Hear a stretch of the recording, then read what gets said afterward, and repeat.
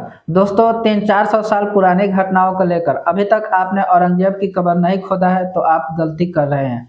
सरकार अपनी जरूरी मुद्दों से भटकाकर इसी में बिजी रखने के लिए ऐसा कह रहे हैं, तो आप भी ऐसा ही कीजिए, जाकर खुद ही डालिए वो औरंगजेब जिसे छावा फिल्म में दिखाया गया है। इसी फिल्म के डायरेक्टर लक्ष्मण उतेकर अपने फिल्म में दिखाए गए गनोजी और कान्होजी किरदार को लेकर इनके वंशजों से माफी भी मांगते हैं।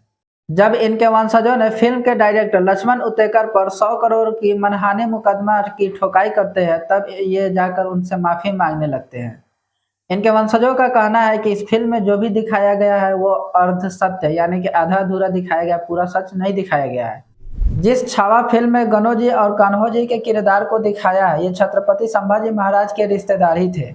अब इन्हीं के वंशजों के सामने फिल्म के डायरेक्टर लक्ष्मण उतेकर, यानी कि गनोजी और कान्होजी के वंशजों के सामने फिल्म के डायरेक्टर लक्ष्मण उतेकर को माफी मांगनी पड़ी थी। ऐसा इसलिए क्योंकि इन्होंने फिल्म में जो है कि झूठ और अर्ध सत्य दिखाया है, और इसी फिल्म को हमारे प्रधानमंत्री नरेंद्र मोदी जी तारीफ किए थे, जिसका नतीजा आज जो है कि नागपुर में देखने को भी मिला। वो नागपुर जहां पर पिछले कई सालों तक इस तरह की घटना नहीं देखी जाती थी। इस पूरे मामले पर कांग्रेस लीडर का क्या कहना है, उसे भी जरा सुनिए।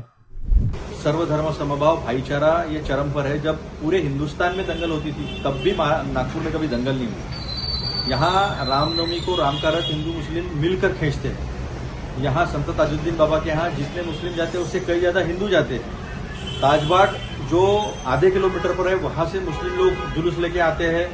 छोटा ताजबाग जो सक्करदरा में है वहां से हिंदू लोग ताजुद्दीन बाबा का जुलूस लेके आते हैं और दोनों मिलकर उत्सव मनाते हैं। ये सालों की परंपरा है। जिसने किसने भी ये राजनीतिक षड्यंत्र कर नागपुर की शांतता को भंग करने की कोशिश की अपने राजनीतिक कारणों के लिए, उसका मैं पहले तो निषेध करता हूं और आपके माध्यम से नागपुर की जनता को मैं विनम्र आह्वान करता हूं कि वो शांतता बरते।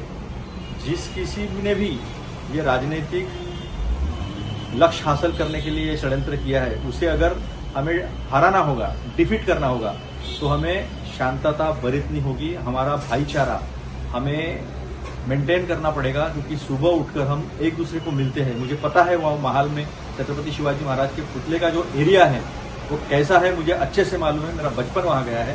तो मैं हाथ जोड़ के सभी नागपुर वासियों से विनती करता हूँ, जो हमारी पहचान है भाईचारे की, प्यार मोहब्बत की, उसे बरकरार रखे, मिलजुल कर रहे और शांतता बरते। दोस्तों ये सब मेन मुद्दा से जो है कि ध्यान हटाने के लिए, लोगों का ध्यान इस पर ना है, इसलिए ये सब किया जा रहा है। आपको मालूम होगा कि महाराष्ट्र की बजट एकदम डगमगोल हो चुका है। महाराष्ट्र के ऊपर बहुत सारा कर्ज है और राहुल गांधी पिछले प्रेस कॉन्फ्रेंस में 3 सवाल उठाए हुए थे।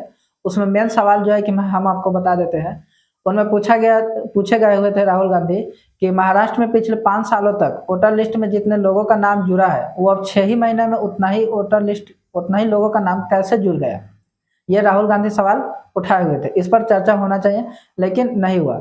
आप ये भी जानते हैं, हम उस पर वीडियो भी बनाए हुए हैं कि एलन मस्क एक ऐप खरीदे हुए हैं जिसका नाम ट्विटर था, अब वो बदल कर एक्स कर दिया गया। उसमें एक फीचर आया है, क्या है कि उसका नाम ग्रोक है। वो उस पर किसी भी तरह का सवाल पूछा जा रहा है तो वो जवाब दे रहा है। और इसमें जो है कि गोदी मीडिया से लेकर बीजेपी से लेकर IT सेल वाले को सबको जो है कि पोल खोल चुका है। तो इस सब मुद्दे को